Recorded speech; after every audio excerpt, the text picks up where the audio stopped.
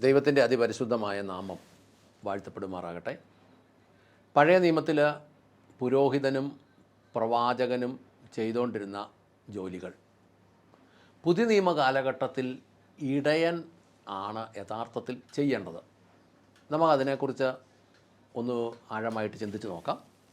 1 പത്രോസ് 2-ാം അധ്യായത്തിൻ്റെ 9-ഉം 10-ഉം വാക്യങ്ങൾ നമ്മൾ എടുക്കുകയാണെങ്കിൽ, നിങ്ങളോ അന്ധകാരത്തിൽ നിന്ന് തൻ്റെ അത്ഭുത പ്രകാശത്തിലേക്ക് നിങ്ങളെ വിളിച്ചവൻ്റെ സൽഗുണങ്ങളെ ഘോഷിപ്പാൻ തക്കവണ്ണം തിരഞ്ഞെടുക്കപ്പെട്ട ജനതയും രാജകീയ പുരോഹിത വർഗവും വിശുദ്ധ വംശവും ദൈവത്തിൻ്റെ സ്വന്തം ജനവും ആകുന്നു.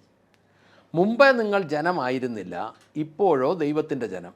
മുമ്പേ കരുണ ലഭിക്കാത്തവർ, ഇപ്പോഴോ കരുണ ലഭിച്ചവർ തന്നെ. അപ്പോൾ ഇത് ആരെക്കുറിച്ചാണ് എഴുതിയെന്ന് ചോദിച്ചാൽ, പുതിയ നിയമ വിശ്വാസിയെക്കുറിച്ചാണ് എഴുതിയത്.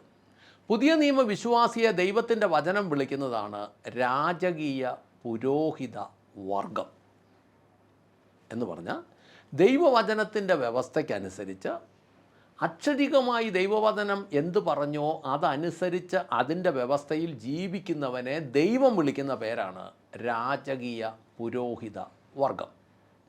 ഹെബ്രായ ലേഖനത്തിൽ നിന്ന് നമുക്ക് 1-2 കാര്യങ്ങളൊന്ന് ചിന്തിക്കാം. 7-ാം അധ്യായത്തിൻ്റെ 24 മുതൽ 28 വരെ എഴുതിയിരിക്കുന്നത് ഇങ്ങനെയാണ്: എന്നാൽ യേശുവോ എന്നേക്കും ജീവിക്കുന്നത് കൊണ്ട് ശാശ്വതമായ പൗരോഹിത്യം പ്രാപിച്ചിരിക്കുന്നു.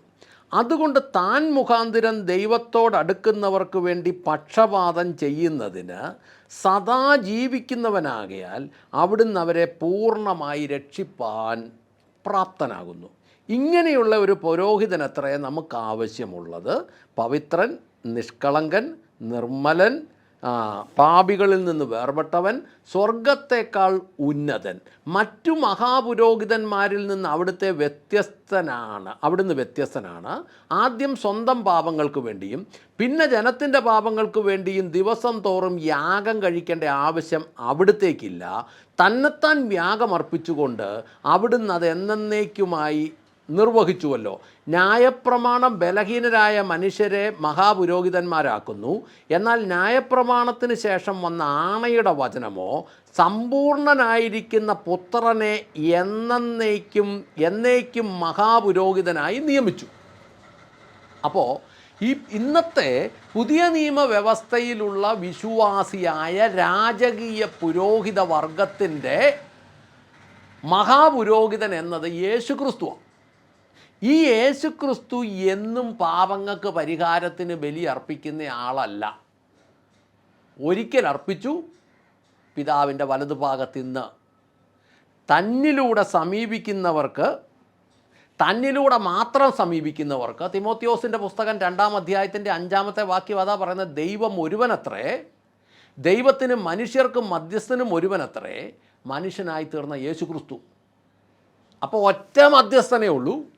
ആ മധ്യസ്ഥനായ യേശുക്രിസ്തുവിലൂടെ സമീപിക്കുന്നവർക്ക് അവിടുന്ന് അവരെ പരിപൂർണമായി രക്ഷിപ്പാൻ പ്രാപ്തനായ ദൈവമാണെന്ന് എഴുതിയേക്കുന്നത് രാജകീയ പുരോഹിത വർഗം.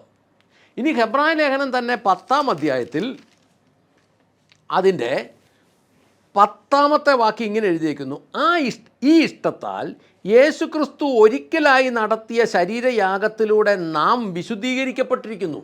വിശുദ്ധീകരിക്കപ്പെട്ടെങ്കിൽ പിന്നെ യാഗത്തിൻ്റെ ആവശ്യമില്ല. അതിൻ്റെ 12-ാമത്തെ വാക്യം പറയുന്നു: എന്നാൽ ഈ പുരോഹിതനോ പാപങ്ങൾക്ക് വേണ്ടി എന്നേക്കുമായി ഏകയാഗം അർപ്പിച്ചിട്ട് ദൈവത്തിൻ്റെ വലതുഭാഗത്ത് ഇരുന്ന ശേഷം, പാപങ്ങൾക്ക് വേണ്ടിയുള്ള ഏക ബലി അർപ്പിക്കപ്പെട്ട് കഴിഞ്ഞു. അതിൽ ഞാൻ വിശ്വസിക്കുന്നെങ്കിൽ പിന്നെ ഒരു ബലി അർപ്പിക്കാൻ പോകേണ്ടതായ കാര്യം ഇല്ല. 14-ാമത്തെ വാക്യത്തിൽ പറയുന്നു: ഏകയാഗത്താൽ അവിടുന്ന് വിശുദ്ധീകരിക്കപ്പെടുന്നവരെ എന്നേക്കുമായി പരിപൂർണരാക്കിയിരിക്കുന്നു. അതിൻ്റെ 18-ാമത്തെ വാക്യം പറയുന്നു: ഇവയുടെ മോചനമുള്ളിടത്ത് പാപങ്ങൾക്ക് വേണ്ടി ഒരു യാഗവും ആവശ്യമില്ല. പാപങ്ങളുടെ പരിഹാരത്തിന് വേണ്ടി ഏതെങ്കിലും യാഗമോ ബലികളോ കഴിക്കുന്നു എങ്കിൽ,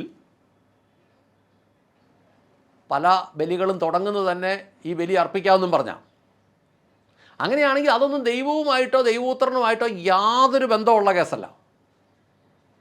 പാപങ്ങൾക്ക് വേണ്ടിയിട്ടുള്ള ഏകയാഗം അർപ്പിച്ചു കഴിഞ്ഞു. ഇവയുടെ മോചനമുള്ളിടത്ത് ഇനി പാപങ്ങൾക്ക് വേണ്ടി ഒരു യാഗവും ആവശ്യമില്ല, ഒരു ബലിയും ആവശ്യമില്ല. സുവിശേഷത്തിൻ്റെ മർമ്മം തന്നെ അതാ. സുവിശേഷം എന്ന പുതിയ വാർത്ത, പുതിയ വിശേഷം, നല്ല വിശേഷം എന്താണ്? പാപങ്ങൾക്ക് പരിഹാരമായ ഏകയാഗം അർപ്പിക്കപ്പെട്ട് കഴിഞ്ഞു. ഇനി അങ്ങനെ ഒരു സംവിധാനമില്ല. അതുകൊണ്ട് എന്ത് ചെയ്യണമെന്ന് ഹെബ്രായ ലേഖനം 3-ാം അധ്യായത്തിൻ്റെ 1-ാമത്തെ വാക്യത്തിൽ പറയുന്നു. അതുകൊണ്ട് സ്വർഗീയ വിളിക്ക് ഓഹരിക്കാരായ വിശുദ്ധ സഹോദരരെ, നാം ഏറ്റുപറയുന്ന അപ്പസ്തോലനും മഹാപുരോഹിതനുമായ യേശുവിനെ ശ്രദ്ധിച്ചു നോക്കുവിൻ. ചില വേർഷനുകളിൽ ഉറ്റു നോക്കുവിൻ. നോക്കേണ്ടത് യേശുവിനെയാണ്, വേറെ ഒരുത്തനെ നോക്കരുത്. ഹെബ്രായ ലേഖനം 4-ാം അധ്യായത്തിൻ്റെ 14-ഉം 15-ഉം 5-ാം അധ്യായത്തിൻ്റെ 7, 8, 9, 10 വാക്യങ്ങളും 6-ാം അധ്യായത്തിൻ്റെ 20-ാമത്തെ വാക്യമൊക്കെ യേശു മഹാപുരോഹിതനാണെന്ന് തീർത്ത് പറയുക. യേശു മഹാപുരോഹിതൻ എന്ന് പറഞ്ഞാൽ ഏറ്റവും ടോപ്പ് നിൽക്കുന്നയാൾ യേശു.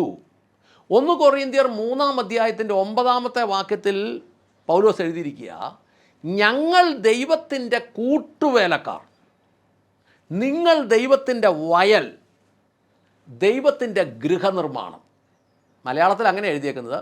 പക്ഷേ ഒറിജിനൽ മൂലഗ്രന്ഥങ്ങളിലേക്ക് പോകുമ്പോൾ നിങ്ങൾ ദൈവത്തിൻ്റെ വയലെന്നും നിങ്ങൾ ദൈവത്തിൻ്റെ മാളികയെന്നും കൊട്ടാരമെന്നും എന്നൊക്കെയാണ് ഒറിജിനൽ. തമിഴിൽ അത് മാളികയെന്നാണ്, ഇംഗ്ലീഷിൽ കിടക്കുന്നത് നിങ്ങൾ ദൈവത്തിൻ്റെ കൊട്ടാരമെന്ന് എഴുതിയേക്കുന്നത്. കൂട്ടുവേലക്കാരും പ്രധാന പുരോഹിതനും യേശുവും ശുശ്രൂഷകരും. മത്തായി സുവിശേഷം 13-ാം അധ്യായത്തിൻ്റെ 52-ാമത്തെ വാക്യത്തിൽ അതുകൊണ്ട് അവരോട് സ്വർഗരാജ്യത്തിന് ശിഷ്യനായി തീർന്ന ഓരോ വേദജ്ഞനും തൻ്റെ നിക്ഷേപങ്ങളിൽ നിന്ന് പഴയതും പുതിയതും എടുത്തു കൊടുക്കുന്ന വീട്ടുടമസ്ഥന് തുല്യനാണെന്ന് പറഞ്ഞു. എന്താ അതിൻ്റെ അർത്ഥം? പഴയ നിയമ കാലഘട്ടത്തിൽ പുരോഹിതനും പ്രവാചകനും ദൈവവചനത്തിൻ്റെ വ്യവസ്ഥയ്ക്ക് എന്തു പറഞ്ഞിരിക്കുന്നുവോ അത് ജനത്തിനെ ഉപദേശിക്കുകയും ജനത്തിനും ദൈവത്തിനും മധ്യസ്ഥനായി നിന്നു. പുതിയ നിയമ കാലഘട്ടത്തിൽ മനുഷ്യരുടെ ഇടയ്ക്ക് അത് ചെയ്യേണ്ടവനെ വിളിക്കുന്നത് ഇടയൻ എന്നാണ്. ഇടവിൽ നിൽക്കുന്ന ഇടയൻ, ആത്മീകമായ ആട് കൃഷി അറിയാവുന്നവൻ. അവരെങ്ങനെയായിരിക്കണമെന്ന് തിമോത്തിയോസിൻ്റെ പുസ്തകം 2 തിമോത്തിയോസ് 2:22 മുതൽ 26 വരെ പറയുക. 22, യൗവന മോഹങ്ങളെ വിട്ടോടി ശുദ്ധ ഹൃദയത്തോടെ കർത്താവിനെ വിളിച്ചപേക്ഷിക്കുന്ന എല്ലാവരോടും ചേർന്ന് നീതി, വിശ്വാസം, സ്നേഹം, സമാധാനം എന്നിവ പിന്തുടരുക. മൂഢവും ബാലിശവുമായ വാദപ്രതിവാദങ്ങൾ കലഹമുണ്ടാക്കുമെന്നറിഞ്ഞ് അവ ഉപേക്ഷിക്കുക. കർത്താവിൻ്റെ ദാസൻ കലഹിക്കാതെ എല്ലാവരോടും സൗമ്യതയുള്ളവനും പഠിപ്പിക്കുവാൻ സമർത്ഥനും ക്ഷമാശീലനും എതിർക്കുന്നവരെ സൗമ്യതയോടെ തിരുത്തുന്നവനും ആയിരിക്കണം. അവർക്ക് ദൈവം സത്യത്തിൻ്റെ പരിജ്ഞാനത്തിനായി മാനസാന്തരം നൽകേണ്ടതിനും പിശാചിൻ്റെ ഇഷ്ടം നിറവേറ്റുവാൻ അവന് അടിമകളായി തീർന്നവരാകയാൽ അവർ സുബോധം കൈക്കൊണ്ട് അവൻ്റെ കെണിയിൽ നിന്ന് വിടുതൽ പ്രാപിക്കേണ്ടതിനുമാണ് ഇത് ചെയ്യേണ്ടത്. യഥാർത്ഥത്തിലുള്ള ഒരു ഇടയൻ ഇങ്ങനെ ആയിരിക്കണമെന്നാണ് പറയുന്നത്. എന്ന് പറഞ്ഞു കഴിഞ്ഞാൽ അവൻ കർത്താവിൻ്റെ ദാസൻ കലഹിക്കാത്ത അവൻ എന്ന് പറഞ്ഞാൽ കാര്യങ്ങൾ പറയാതെ വളഞ്ഞുകൂടിയിരിക്കുക എന്നല്ല അതിനർത്ഥം. ദൈവവചനം എന്തു പറയുന്നുവോ അത് കർശനമായി പറയണം. അത് പറയുമ്പം അത് യേശു പറഞ്ഞിടത്ത് കലഹം ഉണ്ടായിട്ടുണ്ട്, ശിഷ്യന്മാർ പറഞ്ഞിടത്ത് കലഹം ഉണ്ടായിട്ടുണ്ട്. ദൈവവചനം ശക്തമായി പറയുന്നിടത്ത് കലഹവും ബഹളവും ഒക്കെ ഉണ്ടാകും. ആ കലഹമല്ല ഇവിടെ പറഞ്ഞേക്കുന്നത്. ഇവിടെ പറഞ്ഞത് സഭയ്ക്കകത്ത് പഠിപ്പിക്കുമ്പോൾ അത് യോഗ്യമാക്കി അത് കൊണ്ടു നടക്കണം എന്നാണ്. ഇനി 2 തിമോത്തിയോസ് 2:14, 15, 16 എന്താ വായിക്കുന്നതെന്ന് ചോദിച്ചാൽ, നീ ഈ കാര്യങ്ങൾ അവരെ ഓർമ്മിപ്പിക്കണം. വാക്കുകളെ ചൊല്ലി തർക്കിക്കരുതെന്ന് ദൈവസന്നിധിയിൽ അവർക്ക് താക്കീത് നൽകണം. കേൾക്കുന്നവരെ നശിപ്പിക്കുക അല്ലാതെ അതുകൊണ്ട് യാതൊരു പ്രയോജനവുമില്ല. സത്യവചനം സൂക്ഷ്മമായി കൈകാര്യം ചെയ്തുകൊണ്ട് ലജ്ജിപ്പാൻ സംഗതിയില്ലാത്ത വേലക്കാരനായി ദൈവത്തിന് അംഗീകാരയോഗ്യനായി തിരുസന്നിധിയിൽ നിൽക്കാൻ ശ്രമിക്കുക. ഭക്തിവിരുദ്ധമായ വ്യർത്ഥ സംസാരത്തിൽ നിന്ന് ഒഴിഞ്ഞിരിക്കുക, അതിനാൽ അഭക്തി വർദ്ധിക്കുവാൻ ഇടയാകുമല്ലോ. അതായത് ഇവിടെ പറയുന്നത് സത്യവചനം സൂക്ഷ്മമായി കൈകാര്യം ചെയ്തുകൊണ്ട് ലജ്ജിപ്പാൻ സംഗതിയില്ലാത്ത വേലക്കാരനായി ദൈവത്തിന് അംഗീകാരയോഗ്യമായി തിരുസന്നിധിയിൽ നിൽക്കാൻ ശ്രമിക്കുക. ഇതാ ദൈവവചനം പറയുന്നത്. ഒരുവനെ ഇടയനായിട്ട്, ശുശ്രൂഷകനായിട്ട് ദൈവജനത്തിൻ്റെ നടുക്ക് ദൈവം നിർത്തുന്നത് ദൈവത്തിൻ്റെ ആളായിട്ടാണ്, ദൈവത്തിൻ്റെ വചനം യോഗ്യമായി കൈകാര്യം ചെയ്യാനായിട്ടാണ്.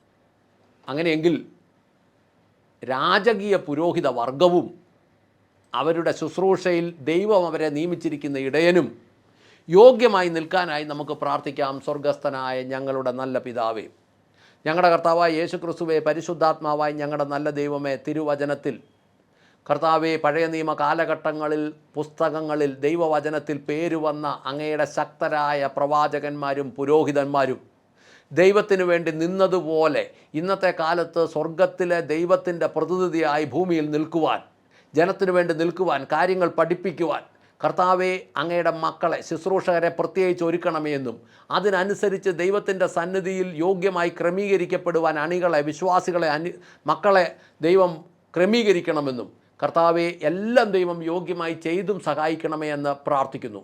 കർത്താവെ, ശുശ്രൂഷകർക്കും കർത്താവെ ദൈവമക്കളായ വിശ്വാസികൾക്കും എല്ലാം കാര്യങ്ങൾ മനസ്സിലാകുവാൻ, ലോകം മുഴുവനുള്ള സകലരും ഈ വിശ്വാസത്തിലേക്ക് ഉറയ്ക്കുവാൻ ദൈവം കാര്യങ്ങൾ ക്രമീകരിക്കണമേ എന്ന് പ്രാർത്ഥിക്കുന്നു. അങ്ങ് പ്രാർത്ഥന കേട്ട് അനുഗ്രഹിച്ച കൃപയ്ക്ക് നന്ദി. യേശു ക്രിസ്തുവിൻ്റെ ധന്യമുള്ള നാമത്തിൽ തന്നെ. ആമേൻ, ആമേൻ, ആമേൻ.